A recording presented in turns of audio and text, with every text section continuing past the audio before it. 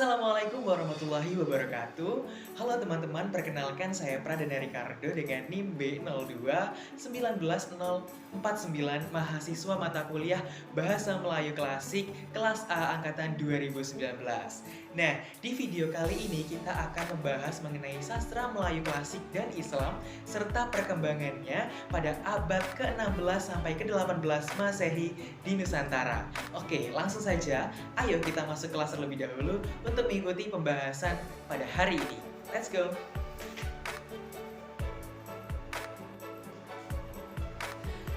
Nah, saat ini kita sudah sampai di ruang kelas untuk belajar mengenai sastra Melayu klasik di Nusantara. Tapi sebelum itu, aku ingin bertanya ke teman-teman. Apakah teman-teman sudah mengetahui apa itu sastra Melayu klasik? Nah, kalau belum, aku coba jelaskan ya ke teman-teman.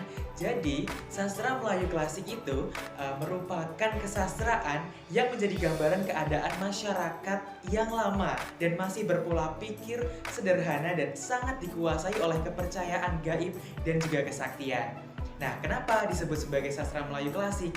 Karena bahasa yang digunakan merupakan bahasa Melayu yang digunakan pada masa kerajaan Islam di Nusantara.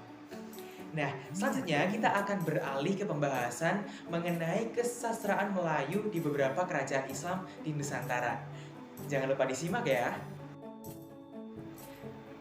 Yang pertama, nah kira-kira teman-teman bisa menebak ini kerajaan apa? Ya, benar sekali. Ini merupakan Kesultanan Aceh di wilayah Sumatera bagian utara.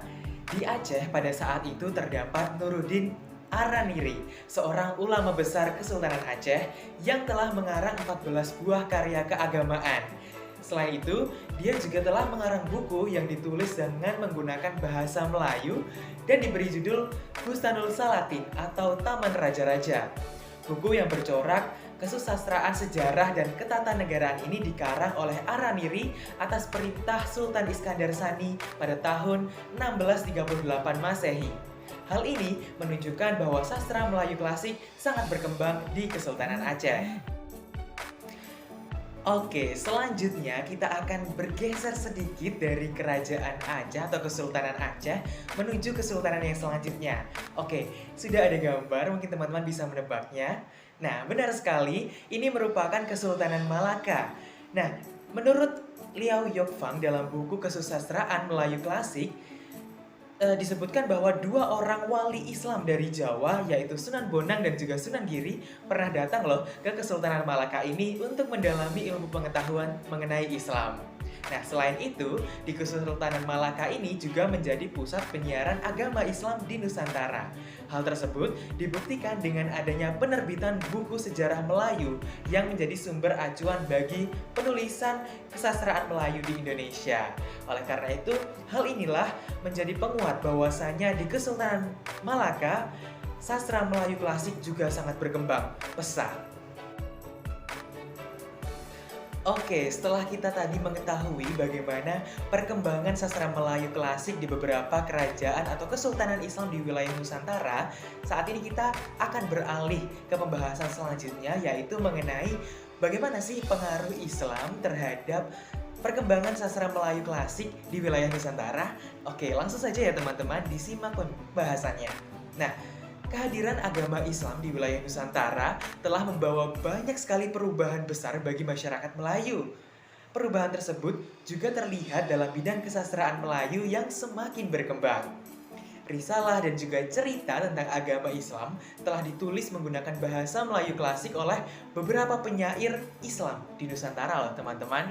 Nah, misalnya saja Hikayat Putri Salamah yang mengisahkan mengenai tugas seseorang istri dalam Islam. Kemudian terdapat juga hikayat mengenai kepahlawanan, misalnya saja Hikayat Amir Hamzah dan juga Hikayat Ali Hanafiyah. Nah, dari uraian di atas dapat kita simpulkan teman-teman bahwasanya sebenarnya penulisan sastra Melayu klasik di wilayah Nusantara banyak dipengaruhi loh oleh tradisi penulisan Islam. Bahkan untuk sastra yang sifatnya sejarah, baik judul atau bahasanya sangat dipengaruhi oleh istilah-istilah Arab. Nah, bagaimana teman-teman? sekarang kalian sudah paham kan mengenai perkembangan sastra Melayu klasik di Nusantara, termasuk bagaimana sih pengaruh Islam terhadap penulisan sastra Melayu klasik di wilayah Nusantara itu sendiri. Nah, semoga video ini bisa memberikan manfaat bagi kita semua dalam rangka pembelajaran sastra Melayu klasik ya. Amin. Nah, mungkin itu dulu yang bisa saya sampaikan dalam video kali ini. Kurang lebihnya mohon maaf. Wassalamualaikum warahmatullahi wabarakatuh. Terima kasih.